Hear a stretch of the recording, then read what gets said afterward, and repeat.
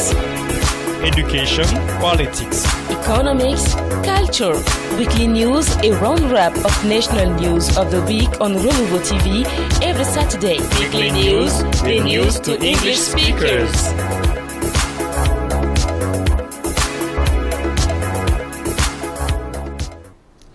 Time for our English Weekly program, ladies and gentlemen. Welcome on Weekly News.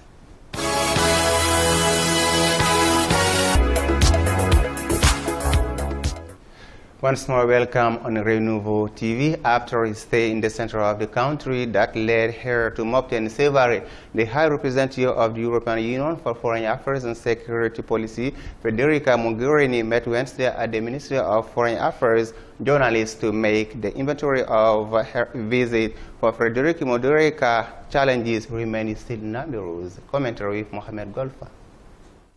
After meeting the regional authorities and the civil society of Mopti, Federica Mogherini, for his second visit to our country, expressed the need to join effort to build peace through real dialogue. The high representatives of the European Union for Foreign Affairs and Security Policy expressed concern about the escalation of violence in the center of the country, before reiterating support of the European Union for the effort of the authorities. With regards to the implementation of the peace agreement, the European Union has welcomed progress while underlining the challenges ahead. As for the Minister of Foreign Affairs and International Cooperation, Cheble Dramé, he thanked the European Union for its support to Mali since 2012. The High Representative for Foreign Affairs and Security Policy, Federica Mogherini, believed that the solution to the security and social problem facing Mali can only be solved within Mali's border in the Sahel. This is why, after this conference, she continued her Sahelian tour to Niger.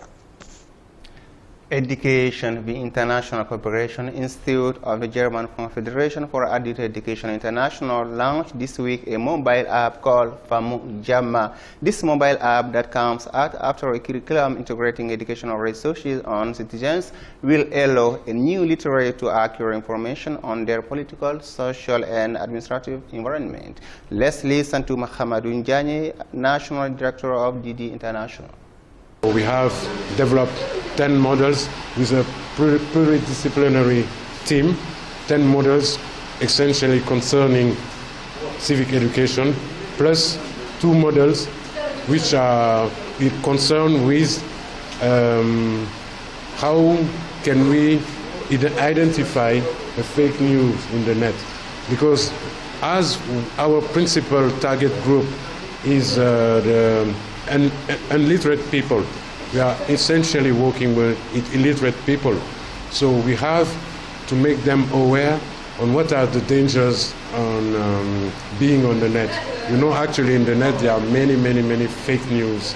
And we have the 2 last models directed in the sense on how to identify a fake news and how to identify a real news. Because actually when you get a news in Facebook or in every social network, you just share it as if it's true, like the Bible of Quran. But it's not the case. You have many false news actually in the internet, so you have to pick out to see what is true and what is not.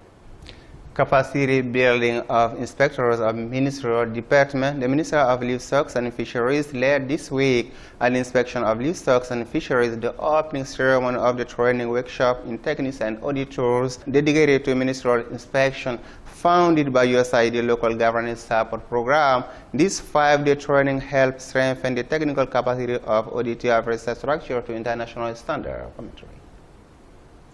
In the wake of the Supreme Court section, it is government inspectors' turn to benefit from this capacity building program of USAID Local Government Support Program. The 5 days training facilitated the reinforcement of technical capacities of more than 30 inspectors. Dr. Kane Rokia Magiraga is the Minister of Livestock and Fisheries. According to her, the training is an absolute necessity. She appreciated USAID's effort for good governance in Mali. It could be recalled that Mali started reform of public finances over the last decades, focused on achieving results.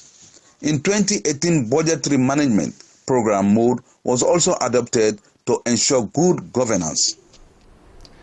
After the inspectors of ministerial department, the opportunity came back to the auditors, accountants, and the members of the section of the accounts to benefit last Wednesday the said program of the fault of management. This day of reflection on fault of management has been a framework for consultation between the General Control of Public Services, the account section, and the Office of the Auditor. According to the audit manual of the ECOWAS Account Court of Member State, the fault of management is a fault or a violation of the rules of the principles of good management. The Controller General of Public Services expressed her gratitude to the CNGP for the initiative which fit with the government vision. As part of the series of consultation with civil society organizations, the Ministry in charge of institutional reform and relations with civil society met on Thursday a delegation of Alliance for Democracy in Mali, ADEMA Association, an opportunity for the ADEMA Association to make observation in the direction of the success of inclusive dialogue in perspective. Editors. The ADEMA Association chair with the Minister of Institutional Reform and Civil Society Relations his views on the organization of inclusive dialogue. It invites the department to do everything possible to avoid a monologue debate regarding the involvement of the President of the Republic, Ibrahim Bakar Keita, in the organization of this dialogue. The President of the ADEMA Association advises him to stay on the sidelines so as not to influence the debates. The Minister Amadou Cham also reassured the day's visitors of his good collaboration with the triumvirate in organizing the inclusive dialogue. Free trade area in Africa. The week of the 43rd African Union Summit in Niamey, Niger, took place this week. 32 heads of the state took part in this extraordinary summit, which saw the official launch of ZLCAP, the Continental Free Trade Zone. The adoption of its roadmap and the modalities of this operation were the main conclusion of this meeting of African leaders. There are 54 signatory countries to the text, and 27 have ratified, including Mali.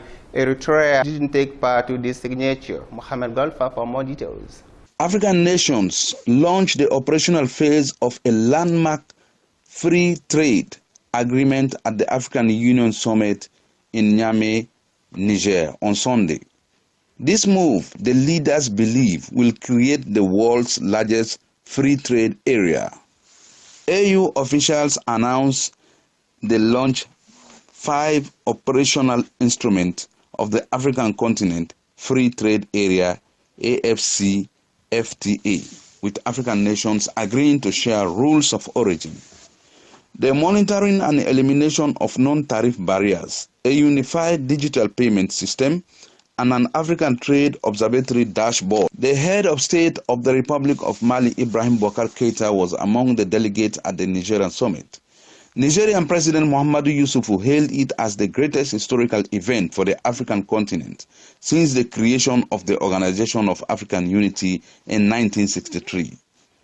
Around 4,500 delegates and guests, including 32 heads of state and more than 100 ministers, attended the AU summit in Niamey. However, African leaders at the summit expressed grave concern about security.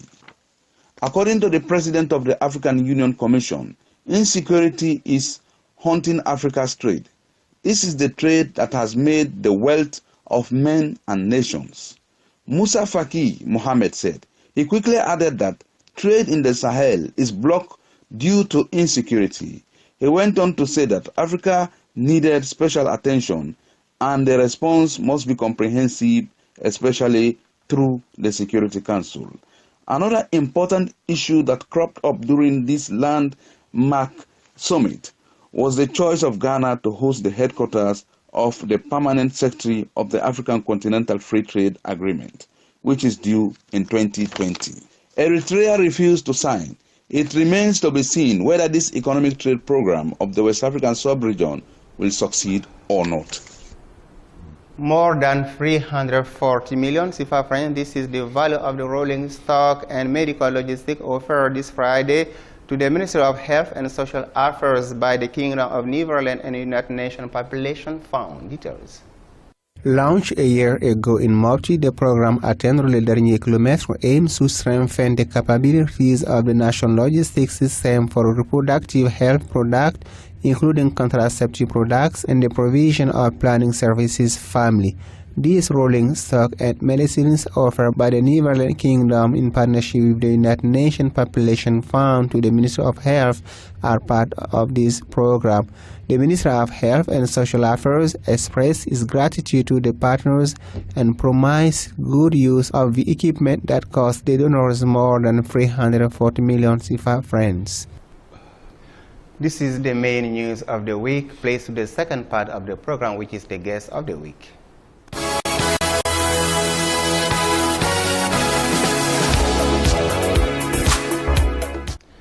Anti-apartheid revolutionary, political leader, and philanthropist, he became president of his country from 1994 to 1999 after 27 years, 6 months, and 6 days of prison. Today, we're going to talk about one of the greatest personality Africa has ever known. Before all, let's follow this speech. Friends, comrades, and fellow South Africans, I greet you all in the name of peace, democracy, and freedom for all. I stand here before you not as a prophet, but as a humble servant of you, the people.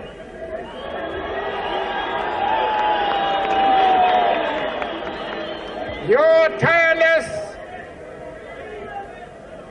and heroic sacrifices have made it possible for me to be here today.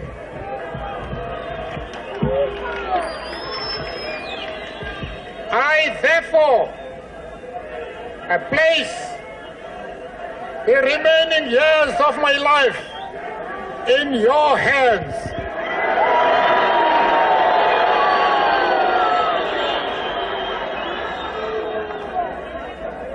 On this day of my release,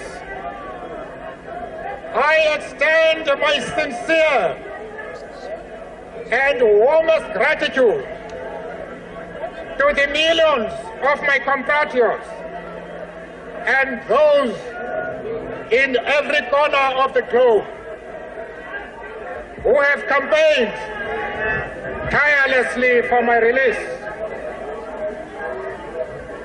I extend special greetings to the people of Cape Town.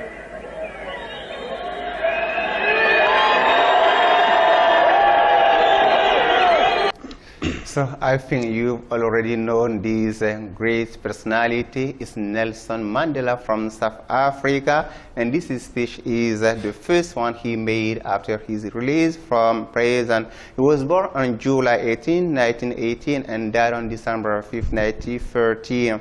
So the date, July 18, which is his birthday, is declared by United Nations Nelson Mandela International or Nelson Mandela Day. To talk more about this topic, I'm with members of Malian Association of Teachers of English.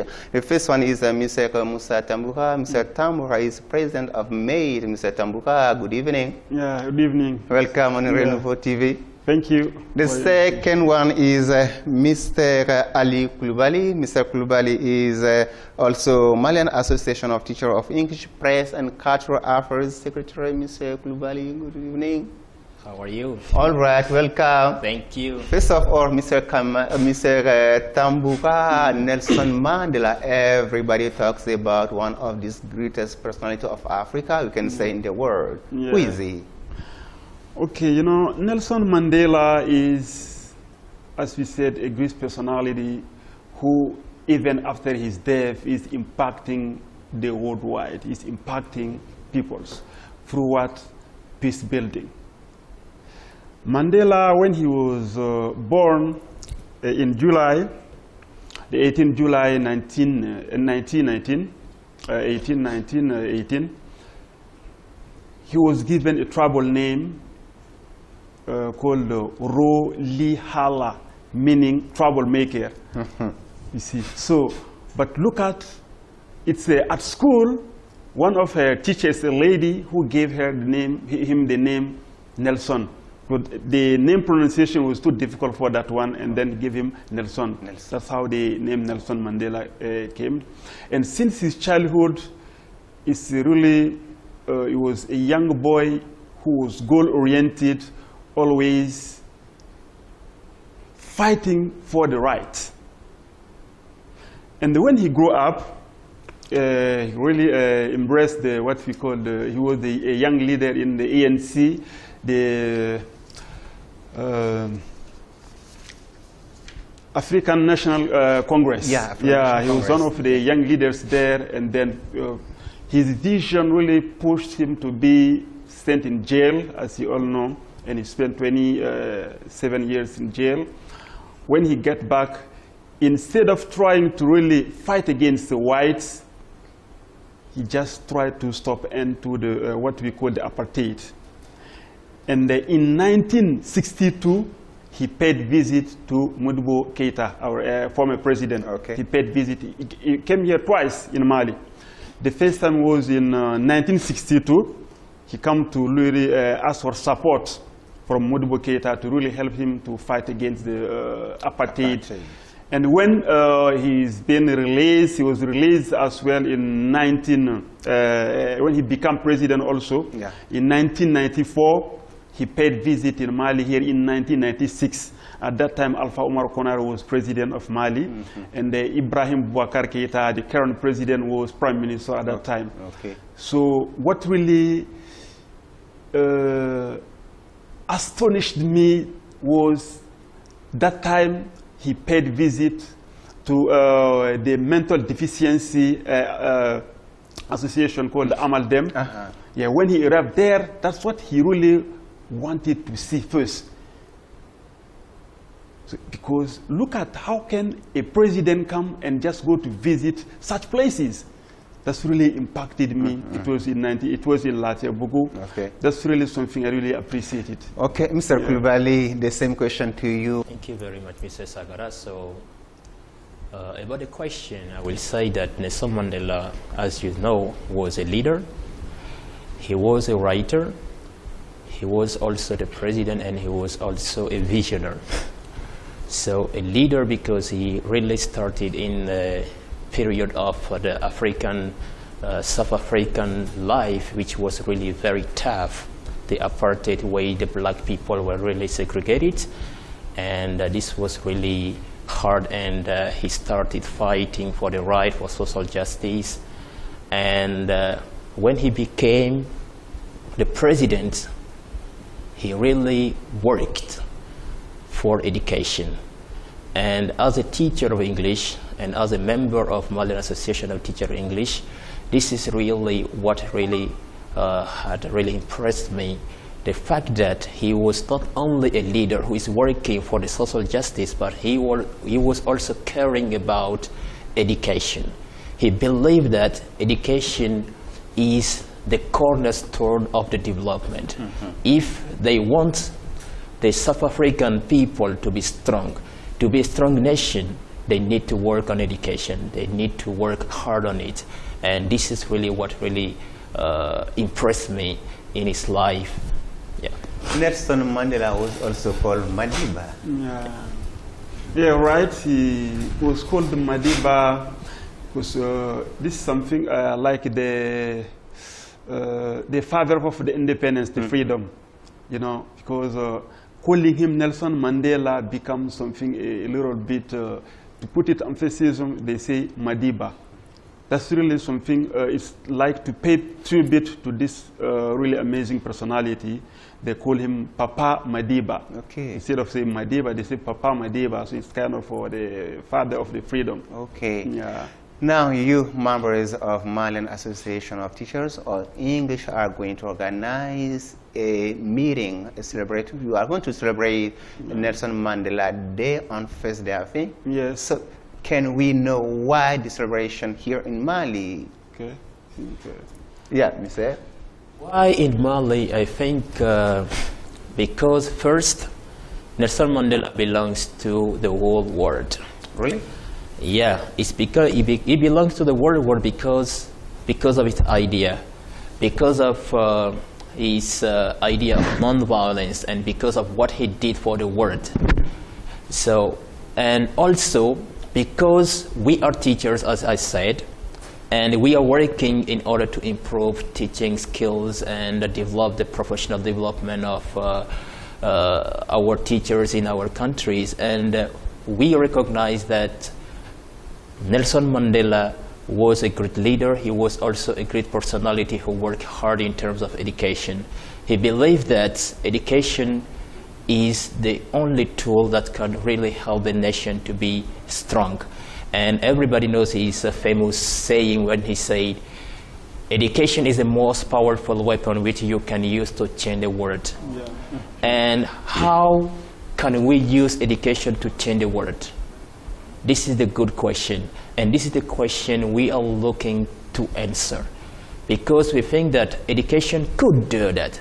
But how can we do that in our country, in the situation, in our real life situation in Mali? How could we inspire from Nelson Mandela's life, his vision of education, his vision of reconciliation, his vision of university, how university could be a tool to build characters, to build patriotism, to build people who will work for the profit of the nation. And this is the reason why we are working, and we would like to celebrate this great personality, this personality who belongs to the world. Mr. Fatamuka, President of MAIT, Malian Association of Teachers of English, do you choose a theme for this celebration? Because he was talking about education. Sure. You know, this is our second edition, because I should stress on one point, which is this is a new board. We've been elected in May 2018, so just after our election, we celebrate the first edition, July. It was 18 July 2018. It was his centenary. We celebrated this was last year. Okay. So this year we celebrating the second year. Why? The main reason, as Mr. Kulubali said, is his vision of education and the peace-building capacity this really he shared with the worldwide. This film is about Malian teachers of English empowering students and helping the community through extracurricular activities. We are teachers, so during that day, during the celebration, we're planning to project a video, and this video will highlight what teachers around Mali are doing besides teaching English. So teaching English is our job, but besides that, that's what we call extracurricular activities. So through those activities, we really help empowering the student first.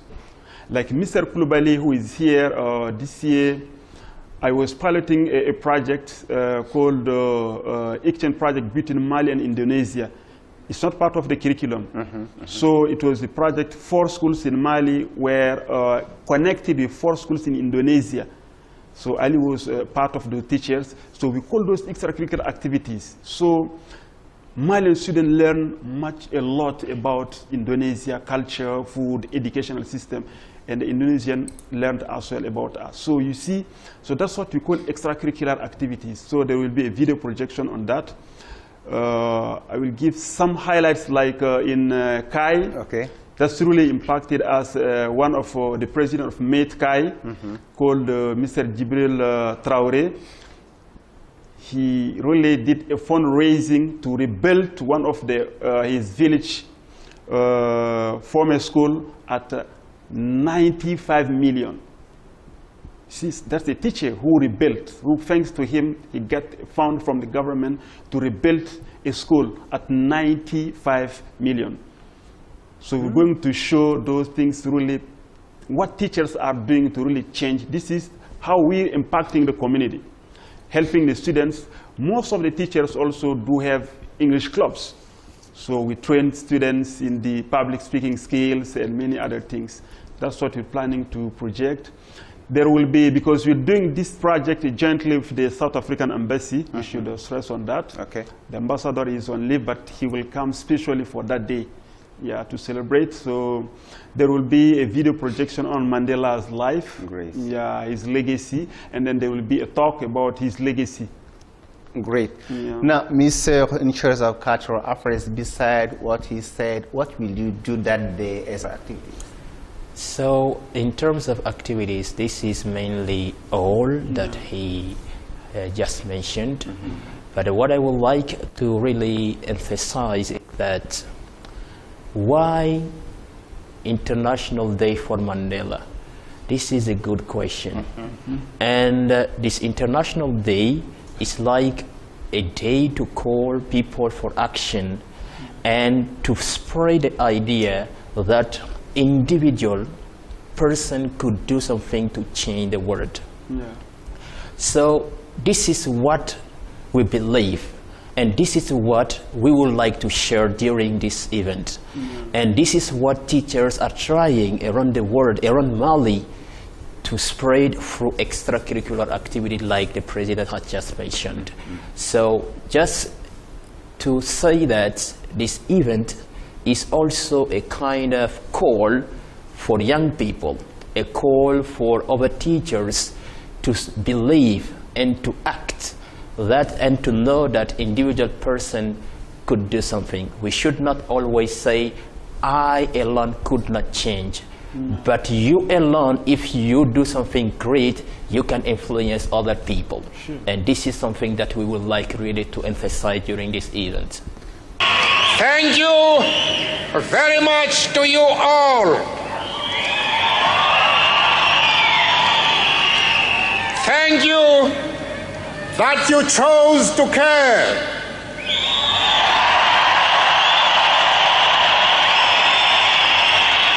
Because you could have decided when, by ending the system of white minority domination, humanity will have ensured that never again shall the scourge of racial tyranny raise its ugly head.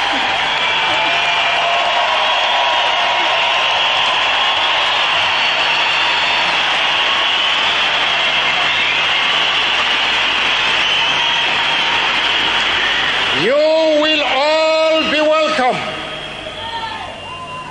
You will all be welcome to attend those historic victory celebrations. I cannot complete my speech without referring to our comrade President Oliver Tambo.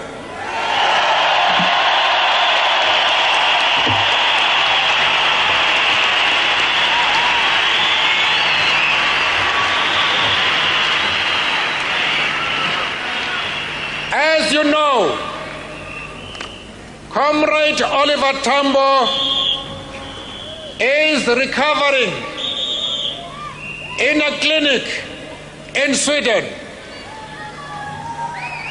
I saw him in March this year and was happy to see that he has made a remarkable progress in his illness.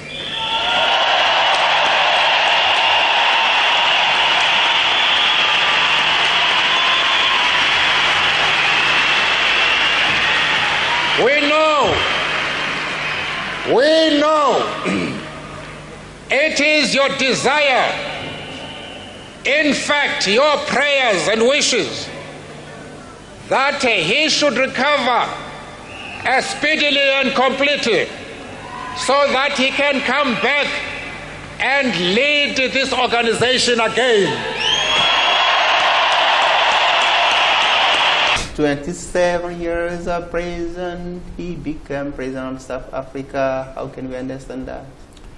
So I think this was the result of a long process and a long fight of Nelson Mandela.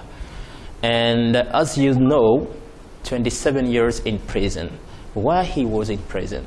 He was there because he was fighting for social justice. He was there because he was saying to the white people that what they're doing in apartheid is not a good way. So he struggled for that. And he became president because of his thought. Because he think that despite all things that the white people has done to the black people during this time of apartheid, they should not be put apart. We should not do revenge, but we have to be together. We are all part of a nation, and this nation is our own, and it's up to us to work together and to move forward. And this idea was the idea that's really impressed many people, even the white people. And it was easier to elect this leader, Nelson Mandela, because people were impressed by his action. He dedicated all his life to South Africa. So this was the result of a long struggle. 27 years is not 27 days. Yeah. He became president. How do you understand that?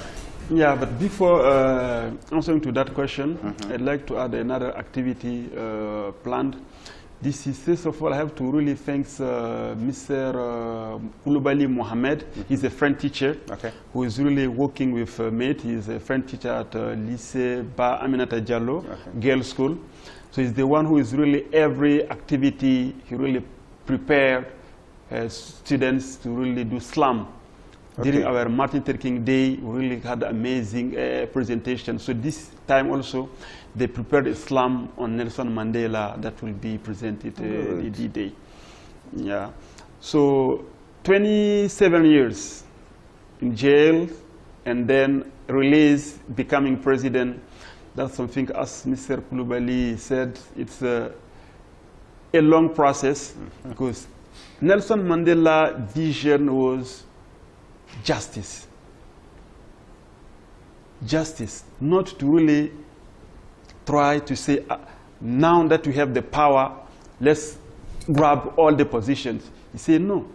First of all, let's set a commission called Truth and Reconciliation. That's what even Mali followed. Most of the African countries, after the crisis, they set this. The first one is set there, was set there. Yeah. So this is just to really heal the wound, to have people really accept, even though you do not forgive, but please accept what happened. For what? For justice, for what? For equity and for peace. And because of this vision, the United Nations dedicated this year as Nelson Mandela Year. You see. So, and what impressed me, not the fact of becoming president, no, but the fact of just after one term, he said, I want no more continue, because there are other leaders, valuable leaders who can continue, which was Thabo Mbeki. Not power. Yeah. Nelson Mandela. It was really, so this is an amazing, role model to African leaders who are still willing to stay. Yeah. Now, this was his philosophy. Just after one term, he said, okay, so I give you the power, take the power. Yeah. Now, why today African leaders, African presidents are not following this step today? Why? This is a very good question and very tricky question too, because there are many reasons. Many reasons. In my viewpoint, first, is related to culture, because democracy, as we know, now it's not like a culture in most African countries. So in most African countries, what we know is like a king or a leader who will be there for life, and after his son will continue. And we have our advisors who can be changed by the leader stays the leader. And this is like a kind of mentality that still continues in some, for some people. Yeah. And another reason is like the love of power. There are some people that really like to stay in power. They like to give order. And also because of all the advantages that they could have as a president, they don't want to lose that one. And another reason may be that many presidents who doesn't want to go is that they did something worse during their term. And they are afraid to go. When I go, what will happen? The justice may be around me, or I may be taken to the jail. So sometimes there are problems of this kind. And also, I can say that many people, many African leaders who are not accepting to go, they haven't yet understand the philosophy of democracy, the philosophy of power of people, for people, and by the people. By the people. So they haven't yet understood that one. Okay. And this is the main problem. Why Nelson Mandela's philosophy are not followed by African presidents today? Yeah, it will be really difficult to be followed by the African leaders, president mainly, because first of all, I may be mistaken, but the different president actually who really, most of those who staying years and years do not have vision for the country. They do have vision for themselves. That's the main reason. If you do have a vision for your country, you will stress on the education to build leaders who can really handle over the country after you. But most of them, what they do is to destroy the education so that they will stay, because most of the children are studying abroad. They will come and it's going to be a kind of dynasty. That's why they stay. They stay why? Because there is no education. Look at this year.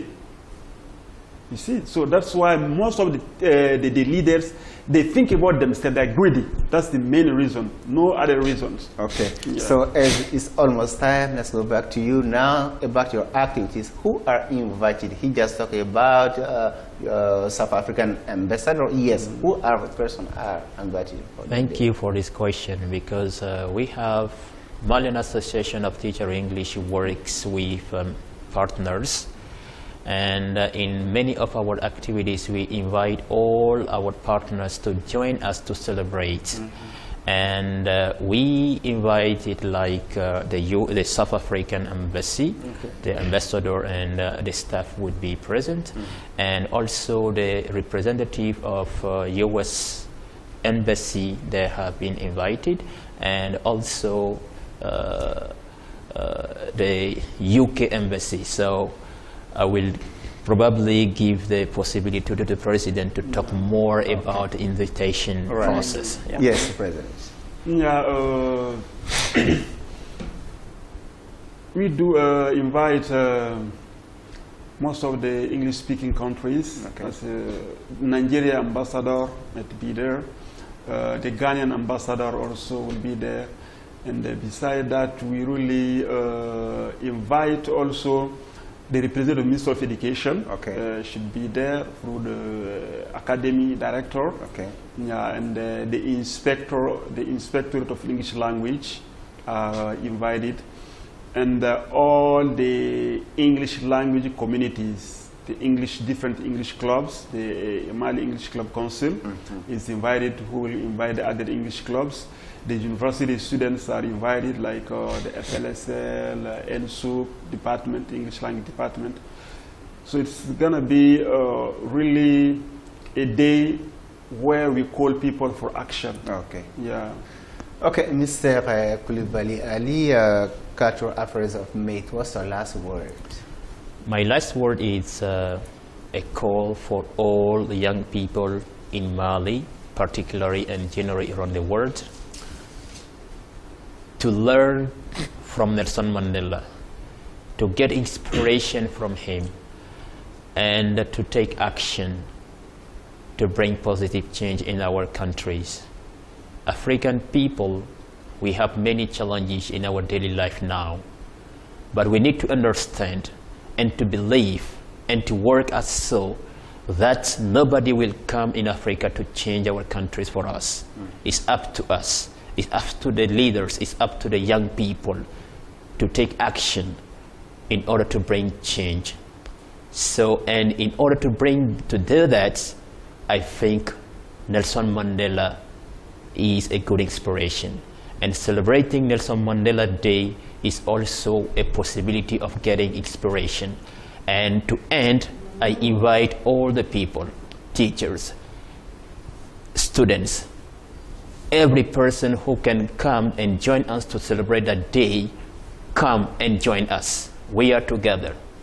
We are together. Thank you, Mr. President Tambura. Your last words. Yeah, my last word is to specify the place. The event will take place at Isprik on Badlabugu, on the hill of Badlabugu. Yeah, this is the really place. This is one of our partners, Isprik. We do most of our activities at Isprik there. Okay. And my last word will be, this is really open day to take action. It's a day where we really invite Malian around the world to really take action to build what? Peace. Peace we need. Thank you. Thank you. So thank you for coming here. So we are talking about Nelson Mandela Day or Nelson Mandela International Day, and our guests were members of MAID, mainly the president, Mr. Musa Tambura, and the second one is Mr. Ali Kulubali, is a Press and Cultural Affairs Secretary. Thanks for coming here on Renouveau TV. Fans of Renouveau TV, here takes an end this program. We hope to be together next time at the same time on the same channel. Thanks for watching. See you next time. Take care. Weekly news. Education, politics, Economics, culture. Weekly news, a roundup of national news of the week on Renouveau TV every Saturday. Weekly news, the news to English speakers.